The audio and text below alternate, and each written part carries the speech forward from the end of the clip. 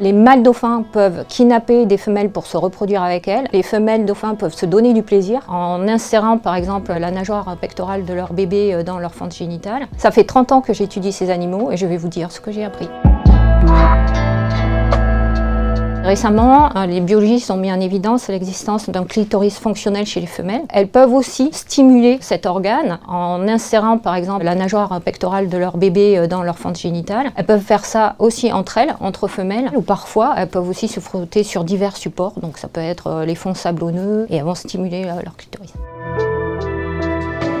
On peut voir des mâles s'associer, se regrouper en coalition, kidnapper une femelle, la tenir à l'écart du groupe et avoir des actes de reproduction sur cette femelle de manière alternative pendant plusieurs heures, même parfois plusieurs jours. Ça peut aller jusqu'à l'épuisement physique de cette femelle. Avant l'acte de reproduction, il y a aussi des comportements de course, donc des parades, donc ça ne se passe pas toujours mal bien sûr. Pour exciter les femelles, les mâles vont produire un son particulier qu'on appelle le genital buzz, une succession de clics très rapprochés.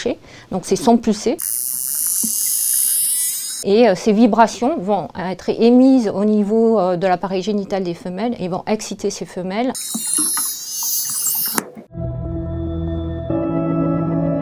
Les excitations, qu'elles soient positives ou négatives, se traduisent très fréquemment par des excitations sexuelles. Donc on voit très souvent sur des vidéos des dauphins en pleine érection essayer de monter d'autres femelles ou parfois même des humains. C'est une illustration d'une excitation.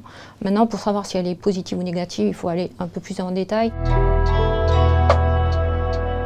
Il y a à peu près 12% des bébés dauphins de moins d'1 an qui décèdent en Méditerranée. Ça peut être des femelles inexpérimentées, donc qui ont des difficultés à élever leurs jeunes. Ça peut être aussi des problèmes pathologiques, des maladies, ou alors aussi des cas d'infanticide, donc des mâles qui vont tuer les petits. Ce qu'on peut observer, ce sont des mères qui vont transporter les cadavres de leurs petits des jours, voire des semaines durant. Et elles vont passer beaucoup de temps à le pousser, à le cajoler, à le caresser. Au moment où la dépouille est en putréfaction, il a plutôt tendance à remonter, donc on va voir des mères qui vont passer beaucoup de temps à essayer de ramener cette carcasse en profondeur pour l'aider à nager.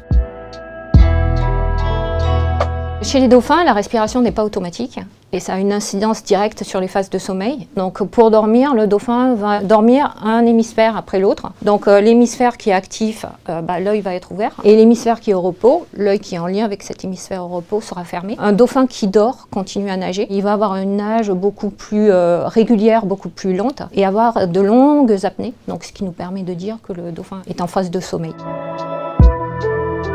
Très souvent, les femelles sont accompagnées de leurs petits alors qu'elles ont des comportements reproducteurs avec des mâles. Par observation, les petits voient ce qui se passe et ensuite, elles peuvent aussi solliciter sexuellement leur bébé, leur juvénile, pour leur apprendre aussi ces comportements sexuels.